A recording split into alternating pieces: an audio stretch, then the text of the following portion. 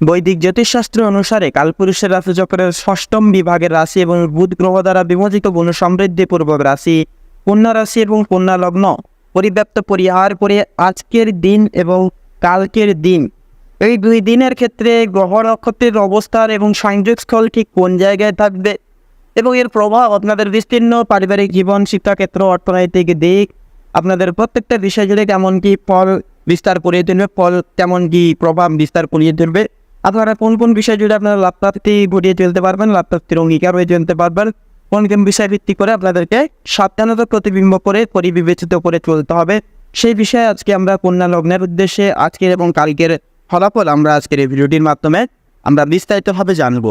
তো বন্ধুরা, আপনারা যদি কন্যা রাশি এবং কন্যা লগ্নের জাতক যদি এখন হয়ে থাকেন, তবে আজকের এই ভিডিওটি কোনো প্রকার মূলত স্কিপ না করে সম্পূর্ণভাবে অবশ্যই পুরোপুরি দেখতে থাকুন। আশা করছি অনেকটাই উপকৃত হবেন। তো প্রথমেই আলোচনা করব যে কন্যা লগ্নের উদ্দেশ্যে আজ এবং কাল এই দুই দিনের মধ্যে গ্রহগত অবস্থান এবং গোচর সম্পর্কে। তো প্রথমেই থাকছে চন্দ্র থাকছে বৃশ্চিক রাশিতে অবস্থান করছে, যা কন্যা রাশি তৃতীয় ভবনে। তো মোটামুটি যার কারণে কিন্তু মানসিক উত্থান পথার লক্ষ্য করা যাবে। তো তার পাশাপাশি লক্ষ্য করা যাবে যে বুধ কিন্তু মিথুন রাশিতে অর্থাৎ আপনাদের ক্ষেত্রে দশম ভবনে নিজ রাশিতে খুব শক্তিশালী অবস্থায় কিন্তু থাকছে, যা কিন্তু আপনাদের ক্ষেত্রে কিন্তু অনেকটাই শুভ প্রভাব এটা কিন্তু ফেলতে পারে, অর্থাৎ বুধের প্রভাব। তারপরে থাকছে শুক্র থাকছে কর্কট রাশিতে অর্থাৎ আপনাদের ক্ষেত্রে একাদশ ভবনে। তো এর পাশাপাশি লক্ষ্য করা যাবে যে মঙ্গলও কিন্তু সেই বৃষ রাশিতে নবম স্থানে থাকছে এবং শনি থাকছে, শনির অন্তর্দৃষ্টি কিন্তু থাকছে কুম্ভ রাশিতে, যা ষষ্ঠ ভবনে। রাহু থাকছে মীন রাশিতে সপ্তম ভবনে, কেতু থাকছে কন্যা রাশিতে আপনার রাশিতেই।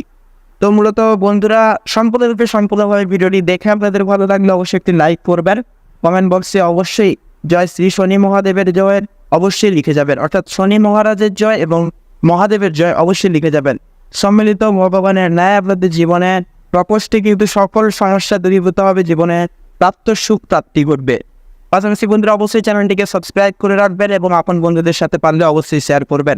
তো চলুন আরও বিস্তারিতভাবে জানবো আজকের এবং কালকের ক্ষেত্রে, বিশেষত কন্যা লগ্নের ক্ষেত্রে আপনাদের কর্মজীবন এবং পেশাগত জীবন ঠিক কেমনভাবে কাটবে। তো আজ এবং কাল এই দুই দিনের কর্মক্ষেত্রে আপনি নিজের বুদ্ধিমত্তা ও বিশ্লেষণ ক্ষমতার কারণে উচ্চতর পক্ষপাত অর্থাৎ উচ্চতর কর্তৃপক্ষের নজরে কিন্তু আসতে পারেন। বিশেষ করে যাদের পেশা প্রযুক্তি, হিসাব বিশ্লেষণ, হিসাব নিকাশ বা শিক্ষা সংশ্লিষ্ট, তাদের জন্য সময়টা কিন্তু খুবই সচিব সময়কাল এবং খুবই শুভ গঠনের হয়ে উঠবে। বুধ কিন্তু থাকছে, যা কিন্তু লক্ষ্য করা যাবে যে বুধের অবস্থান যেহেতু থাকছে দশম ভবনে থাকায় আপনি যুক্তিসঙ্গতভাবে সিদ্ধান্ত নিতে পারবেন এবং যে কোনো জটিল কাজেও আপনি দক্ষতার সঙ্গে সম্পন্ন করে উঠতে পারবেন। তবে সতর্ক থাকতেও হবে, সহকর্মীদের সঙ্গে ভুল বোঝাবুঝি এড়াতে বাইরে চলতে। রাহু সপ্তমে অবস্থান করায় কেউ আপনাকে কিন্তু পছন্দ অর্থাৎ বিশেষত পেছনে থেকে কিন্তু ভুল তত্ত্ব দিয়ে বিভ্রান্ত সৃষ্টি করে তুলতে পারে, যা আপনার সুনাম ক্ষুণ্ণ করার চেষ্টা কিন্তু করে চলতে পারে। তো মূলগত অর্থাৎ দলগত কাজে সতর্ক থাকুন। যারা ব্যবসা করছেন তাদের জন্য এই দুই দিন কিছুটা মিশ্র ইঙ্গিত বহন করছে। নতুন ইনভেস্টমেন্ট বা বড় সিদ্ধান্ত নেওয়ার সময় এটি নয়, তবুও পুরনো লেনদেনের অর্থ ফেরত পাওয়া কিন্তু সম্ভাবনা অনেকখানি থাকবে। তো এবারে প্রেম ও সম্পর্কের ক্ষেত্রে যদি কথা বলা হয়, তো চন্দ্র কিন্তু দ্বিতীয় ভবনে থাকায় আজ আপনি আবেগপ্রবণ থাকবেন না, বরং বাস্তববাদী দৃষ্টিভঙ্গি বজায় রাখবেন। যারা প্রেমে রয়েছেন তাদের জন্য তাদের মধ্যে সামান্য ভুল বোঝাবুঝি দেখা দিতে পারে। কথা বলার সময় একটু কৌশলী হওয়া একান্তই দরকার, না হলে কিন্তু কথার তীরে সম্পর্ক নষ্ট হয়ে যেতে পারে। যৌথ সম্পর্কের ক্ষেত্রে কিছুটা মনোমালিন্য আজকের এবং কালকের ক্ষেত্রে সৃষ্টি হওয়ার সম্ভাবনা রয়েছে, তবে কালকের দিনে কিন্তু মোটামুটি পরিস্থিতি ধীরে ধীরে কিন্তু স্থিতিশীলে ফিরে আসতে পারে। বিবাহিতদের ক্ষেত্রে রাহুর সপ্তমে অবস্থান থাকার কারণে জীবনসঙ্গীর সঙ্গে মানসিক দূরত্ব সৃষ্টি হতে পারে। বিশেষ করে যদি আপনি সম্পত্তি কোথাও কোনো বিষয় নিয়ে আপনারা বিশেষ কিছু সমস্যায় যদি আগে থেকে জড়িয়েছিলেন বা সম্প্রতি কোনো বিষয়ে মন খারাপ করে থাকেন, সেগুলি কিন্তু খানিকটা সমস্যা সৃষ্টি করতে পারে। সেহেতু খোলামেলা কথাবার্তা এবং একসাথে সময় কাটানো এতে কিন্তু অনেকটাই উপশম ফিরিয়ে দেবে। এবার অর্থ ও সম্পদের বিষয় নিয়ে যদি কথা বলা হয়, বুধ ও শুক্রের শুভ প্রভাব থাকায় আয়ের দিক থেকে এই দিনটি অর্থাৎ এই দুই দিনটি বেশ আশাবাঞ্ছক হয়ে উঠবে। তো এবারে বকেয়া টাকা ফেরত আসতে পারে অথবা আপনি কোনো পুরনো ইনভেস্টমেন্ট থেকে কিন্তু লাভ পেতে পারবেন। তবে চন্দ্র তৃতীয় ভাবে থাকায় অপ্রয়োজনীয় খরচের প্রবণতা বাড়বে। পরিবারের কোনো সদস্যের কারণে হঠাৎ খরচ কিন্তু বেড়ে যেতে পারে।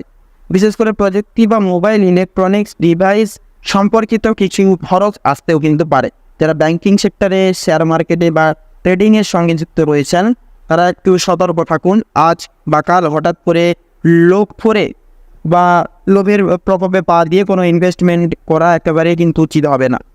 পাশাপাশি পারিবারিক জীবন পেশার ভিত্তি করে একটি কথা বলা হয়, আজ পরিবারে কারোর শারীরিক অসুস্থতা বা মানসিক অস্থিরতার থাকার কারণে পরিবেশে কিছুটা চাপপূর্ণ হতে পারে। বিশেষ করে ভাই বোনের সঙ্গে কোনো আলোচনায় তর্কে জড়িয়ে পড়তে পারেন বা এড়িয়ে চলুন একান্তই সেদিক থেকে।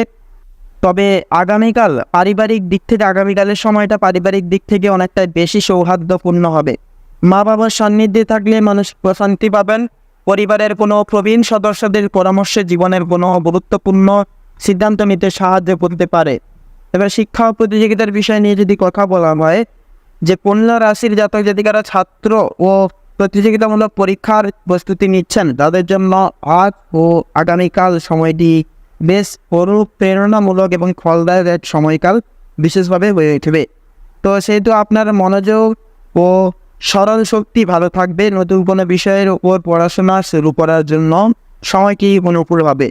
তবে বন্ধুদের সাথে অকারণে সময় নষ্ট করার প্রবণতা দেখা দিতে পারে, যা পড়াশোনার ক্ষতি কিন্তু করে তুলতে পারে।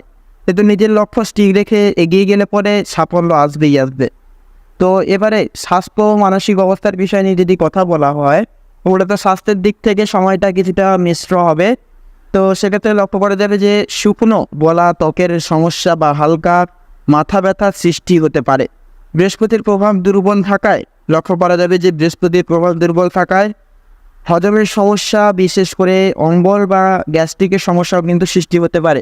এবারে শনি কিন্তু থাকছে ষষ্ঠম ঘরে অবস্থান করছে, যা করায় লক্ষ্য করা যাবে যে পুরনো কোনো সমস্যা বা রোগ আবার কিন্তু মাথা চাড়া দিয়ে উঠে দেখাতে পারে বা এরকম কিন্তু সমস্যাগুলি সৃষ্টি হতে পারে।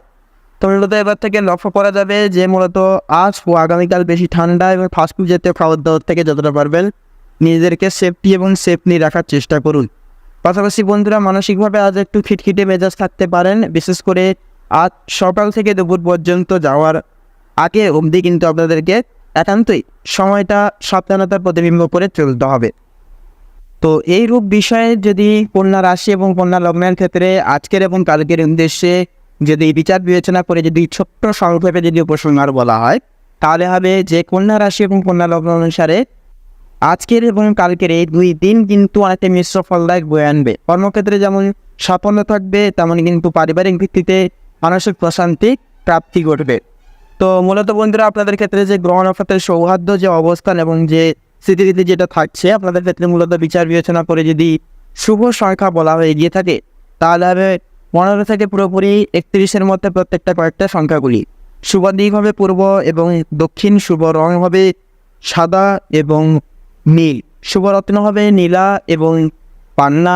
তো বন্ধুরা, আজকের ভিডিওটি এই অবধি। আশা করছি আপনারা ভিডিওটির মাধ্যমে প্রত্যেকটা গুরুত্বপূর্ণ তথ্য এবং টিপস তথা আপডেট জেনে মূলত লাভবান ও উপকৃত লাভ কিছুটা পর্যায়ে হলেও হয়ে উঠতে পেরেছেন। সেক্ষেত্রে বলবো বন্ধুরা, ভিডিওটি ভালো লাগলে অবশ্যই একটি লাইক করবেন। কমেন্ট বক্সে অবশ্যই হর হর মহাদেব, জয় শ্রী শনি মহারাজের জয় অবশ্যই লিখে যাবে। মহাদেব এবং শনি মহারাজের কৃপায় জীবনে মঙ্গলময় হবে, মঙ্গলে ভরে উঠবে আপনাদের জীবন। তাছাড়াও বন্ধুরা, ভিডিওটি আপনার বন্ধুদের সাথে শেয়ার করে চ্যানেলটিকে পারলে অবশ্যই সাবস্ক্রাইব করে রাখবেন। তো আপনারা সকলে ভালো থাকুন, সুস্থ থাকুন, সতর্ক থাকুন। প্রত্যেকটা দিন প্রত্যেকটা মুহূর্ত আপনাদের খুব ভালোভাবে এবং মনোনীতভাবে কাটুক। নমস্কার।